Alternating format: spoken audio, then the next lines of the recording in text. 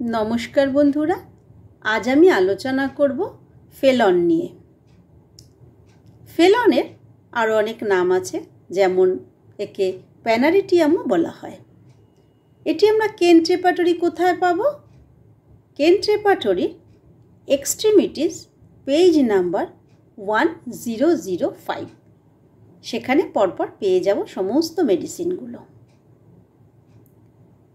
তো এই ফেলনের মূল কারণ হচ্ছে ব্যাকটেরিয়াল বা ফাঙ্গাল ইনফেকশন। এটি বিশেষত কাদের হয়?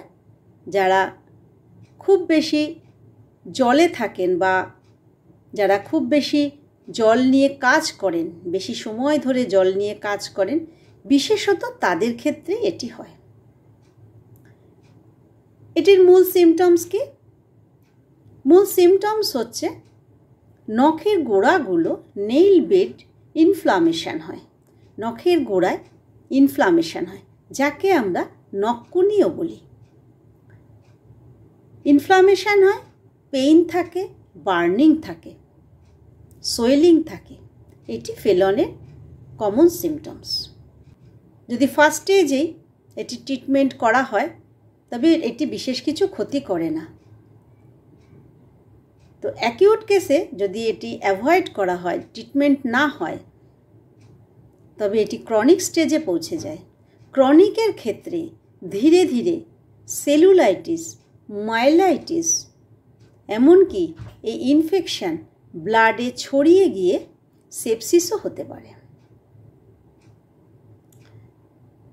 তো আমরা এই ট্রিটমেন্ট লক্ষণ ভিত্তিক করব। আমরা কেন্ট রেপার্টরি পেজ নাম্বার 1005-এ গিয়ে আমরা অনেক মেডিসিন পেয়ে যাব। তার মধ্যে বিশেষত যে মেডিসিনগুলো আমরা ব্যবহার করি, সেই মেডিসিন নিয়ে আজ আমি আপনাদের সাথে আলোচনা করব। প্রথমত ডিফারেন্সিয়েট করব কোন কোন মেডিসিনগুলো ঠান্ডায় রিলিফ হচ্ছে, কোন কোন মেডিসিনগুলো গরমে রিলিফ হচ্ছে। প্রথমেই আসি গরমে রিলিফ মেডিসিন, যেমন arsenicum album, belladonna, hepar sulphur, silicea, এগুলো গরমে রিলিফ হচ্ছে। আর ঠান্ডায় রিলিফ হচ্ছে fluoric acid, pulsatilla, apis, natrum sulph এবং লিডাম্পল। তো প্রথমেই আসি ডায়োস্কোরিয়া। ডায়োস্কোরিয়া ফেলনের অ্যাকিউট ক্ষেত্রে খুব ভালো কাজ করে।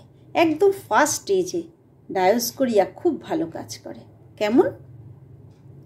ডায়োস্কোরিয়া যন্ত্রণা থাকে, তবে সেই বিশেষ একটি সিমটমস দেখে আমরা ডায়োস্কোরিয়া সিলেকশন করব। যে আঙ্গুলটি আক্রান্ত হবে, সে আঙ্গুলটি যদি উল্টো দিকে বেঁকানো হয়, পেশেন্ট বলবে তার ব্যথা কমছে, সে আরাম পাচ্ছে। ঠিক এই সিমটমসটি দেখে আমরা ডায়োস্কোরিয়া সিলেকশন করব। নেক্সট আসছে আর্সেনিকাম অ্যালবাম। আর্সেনিকাম অ্যালবাম গরমে রিলিফ, আমি আগেই বললাম।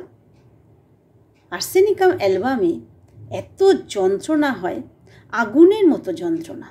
আগুনে পুড়ে গেলে যেরকম যন্ত্রণা হয়, আর্সেনিকাম অ্যালবামেও তাই ঠিক সেরকম যন্ত্রণা হয়। এহেন যন্ত্রণা আমরা কিন্তু আবার পাব অ্যানথ্রাসিনাম এবং ট্যারেন্টুলা কিউবেন্সিস। তবে অ্যানথ্রাসিনাম এবং আর্সেনিকাম অ্যালবাম কিভাবে আলাদা করব? প্রত্যেকেরই সেম যন্ত্রণা, জ্বালা যন্ত্রণা। এই জ্বালা আর্সেনিকাম অ্যালবামে গরমে কমছে। আর্সেনিকাম অ্যালবামে যেমন প্রস্ট্রেশন আছে, গ্রেট প্রস্ট্রেশন, অ্যানথ্রাসিনামেও আর্সেনিকাম অ্যালবামের মতন গ্রেট প্রস্ট্রেশন। তবে আমরা ডিফারেন্সিয়েট করছি আর্সেনিকাম অ্যালবাম গরমে রিলিফ, আর অ্যানথ্রাসিনামে সেরকম কোনো সিমটমস আমরা পাই না। যে গরমে রিলিফ হচ্ছে বা গরমে বাড়ছে, সেরকম কোনো সিমটমস আমরা অ্যানথ্রাসিনামে পাই না। কিন্তু মিল হচ্ছে কোথায়? উভয়েরই ভীষণ জ্বালা এবং প্রস্ট্রেশন। আবার ট্যারেন্টুলা কিউবেন্সিস আমরা কিভাবে আলাদা করব অ্যানথ্রাসিনাম আর্সেনিকাম অ্যালবামের থেকে? ট্যারেন্টুলা কিউবেন্সিস এত জ্বালা, এত যন্ত্রণা, যেটা নাকি মৃত্যু যন্ত্রণার সাথে তুলনা করা হয়।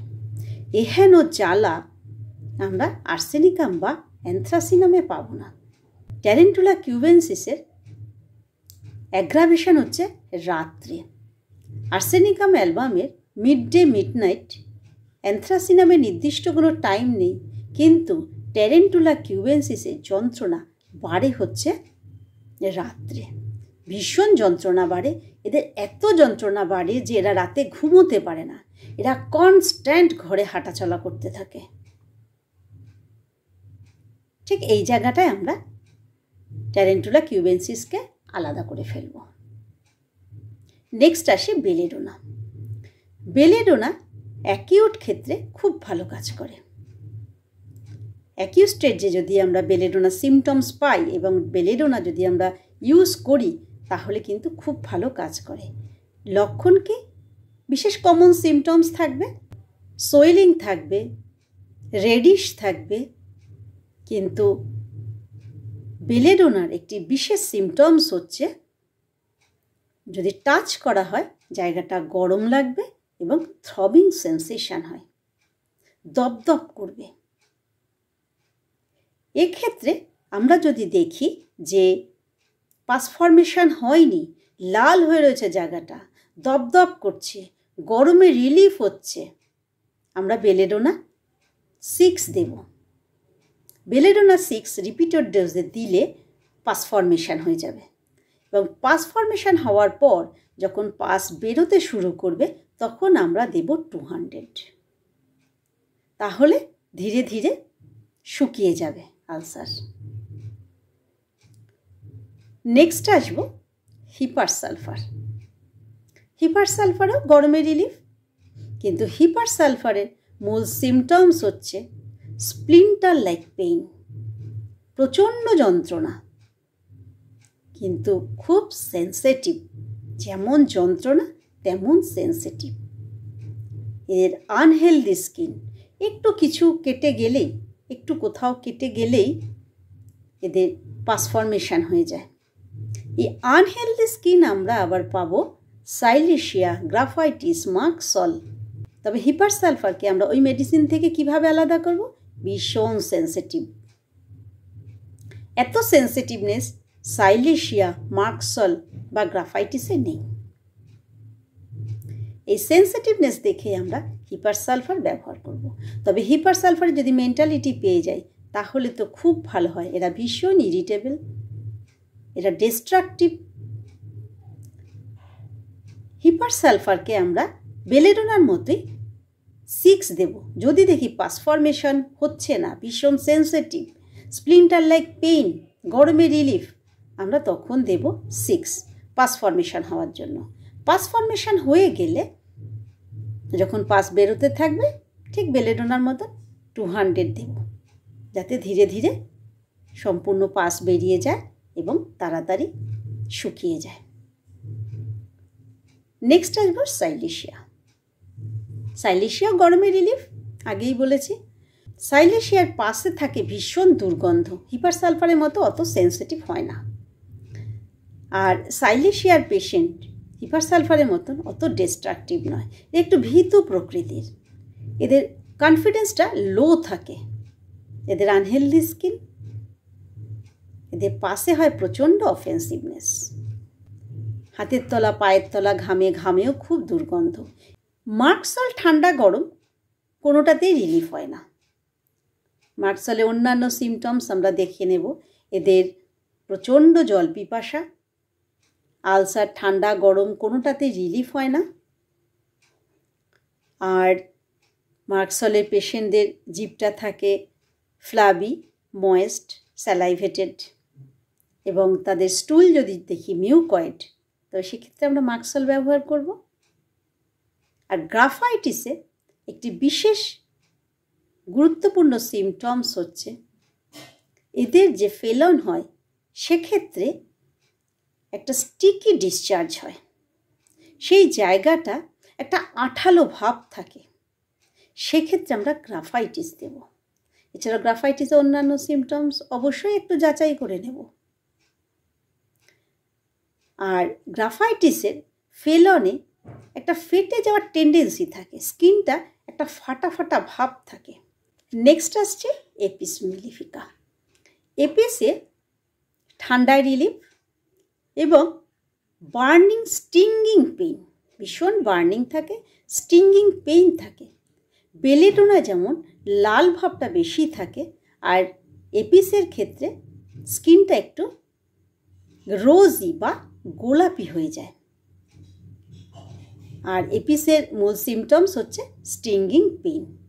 আর সঙ্গে যদি আমরা পাই জল পিপাসা নেই, ভীষণ হিংসুটে, এই সিমটমসগুলো যদি আমরা পাই, তবে এপিস মেলিফিকা খুব ভালো কাজ করবে। তবে এক্ষেত্রেও পাস ফর্মেশন না হলে আমরা 6 দিয়ে শুরু করব। পাস তৈরি হয়ে গেলে তারপরে আমরা দেব 200। এই জেলাসি মেন্টালিটি আমরা আবার পেয়ে যাব ল্যাকেসিসও। ল্যাকেসিসে বার্নিং থাকে, সেক্ষেত্রে ব্লিডিং বেশি হয়। পাসের থেকেও ল্যাকেসিসে ব্লিডিং বেশি। নেক্সট আসবো পালসেটিলা। পালসেটিলাও ঠান্ডায় রিলিফ, তবে পালসেটিলার অন্যান্য সিমটমস দেখব এপিসের মতন ওরকম স্টিঙ্গিং পেইন থাকে না। পালসেটিলাও এপিসের মতনই থার্স্টলেস। তবে পালসেটিলার মেন্টালিটি দেখে নেব, মাইল্ড টেম্পারামেন্ট এবং এদের রিচ ফুড সহ্য হয় না। এরা নেমন্ত্রণ বাড়িতে গেলেই পরের দিন থেকে তাদের ডায়রিয়া বা লুজ মোশন শুরু হয়ে যায়। এই সিমটমসগুলো যদি আমরা পাই, অবশ্যই আমরা পালসেটিলা সাজেস্ট করব। নেক্সট আসি ফ্লোরিক অ্যাসিড। ফ্লোরিক অ্যাসিড পেশেন্টদের ঠান্ডায় রিলিফ। ফ্লোরিক অ্যাসিড পেশেন্টরা কোনো ওয়েদারেই তেমনভাবে এফেক্টেড হয় না, শীতকালেও না, গরমকালেও না, কোনো ওয়েদারই তাদের কোনো কষ্টের কারণ হয় না। এই ফ্লোরিক অ্যাসিডের পেইন হয় splinter like pain, throbbing pain. যে স্প্লিন্টার লাইক পেইন আমরা পেয়েছি হিপার সালফারে, আবার থ্রবিং পেইন পেয়েছি বেলেডোনায়। তবে হিপার সালফার, বেলেডোনা গরমে রিলিফ, আর ফ্লোরিক অ্যাসিড ঠান্ডায় রিলিফ। ফ্লোরিক অ্যাসিডের ফেলনে পাস ফর্মেশন হয় খুব ধীরে এবং হিলিংটাও হয় খুব ধীরে। নেক্সট আসছে লিডাম্পল। লিডাম্পলে ঠান্ডায় রিলিফ, তবে লিডাম্পলের স্কিন যদি আমরা টাচ করি সেখানে ঠান্ডা ফিলিংস হবে এবং স্কিনটি হবে ব্লুইশ এবং ব্ল্যাকিশ। এই স্কিন ব্লুইশ এবং ব্ল্যাকিশ আরও অনেক মেডিসিনে পাবো, যেমন পাবো আমরা আর্সেনিকাম অ্যালবাম, অ্যান্থ্রাসিনাম, ট্যারেন্টুলা কিউবেন্সিস এবং ল্যাকেসিস। ব্ল্যাকিশ এবং ব্লুইশ হয়ে যায় স্কিনটা। লিডাম্পলের ক্ষেত্রেও তাই। বেলেডোনায় যেমন আমরা টাচ করলে গরম অনুভব করব, লিডাম্পলে টাচ করলে আমরা ঠান্ডা অনুভব করব। বেলেডোনা লাল হয় আর লিডাম্পল ব্লুইশ এবং ব্ল্যাকিশ হয়। নেক্সট আসবো ন্যাট্রাম সালফ। ন্যাট্রাম সালফও ঠান্ডায় রিলিফ, তবে ন্যাট্রাম সালফের অন্যান্য সিমটমস আমরা দেখব যে এদের ডাইজেস্টিভ পাওয়ার ভীষণ উইক হয়, এদের পেটে একটা রামলিং গার্গলিং সাউন্ড হয়, আর সবজি জাতীয় খাবার এদের একদম সহ্য হয় না। এছাড়াও দেখব যে তারা কেমন ওয়েদারে বসবাস করে। যদি ড্যাম্প ওয়েদারে বসবাস করে তবে ন্যাট্রাম সালফ খুব ভালো কাজ করবে। আর মেন্টালিটিটা অবশ্যই একটু যাচাই করে নেব যে এরা ভীষণ স্যাড মুডে থাকে, গান পছন্দ করে না। যেমন গ্রাফাইটিসও গান পছন্দ করে না, ন্যাট্রাম সালফও গান পছন্দ করে না। নেক্সট আসছি মাইরিস্টিকা। মাইরিস্টিকা বন্ধুরা, আমার অভিজ্ঞতা থেকে বলছি, যখন কোনো প্রমিনেন্ট মেডিসিনের সিমটমস আমি পাই না, যে মেডিসিনগুলো নিয়ে আমি আলোচনা করলাম, এই মেডিসিনগুলোর সিমটমস যখন আমি কেস টেকিং করে পাই না, প্রমিনেন্ট সিমটমস পাই না, আমি ডিসিশন নিতে পারি না কোন মেডিসিন দেব, সেই ক্ষেত্রে আমি মাইরিস্টিকা ব্যবহার করি। মাইরিস্টিকাকে অ্যান্টিসেপটিক মেডিসিনও বলা হয়। এটি হিপার সালফার বা সাইলিশিয়া থেকেও বেশি পাওয়ারফুল। এটি শুধুমাত্র ফেলর নয়, এটি সেলুলাইটিস, সেপসিস এবং ফিস্চুলার ক্ষেত্রেও খুব ভালো কাজ করে। আমি মাইরিস্টিকা 6 দিয়ে শুরু করি, তারপর ধীরে ধীরে 30-200-এ যাই।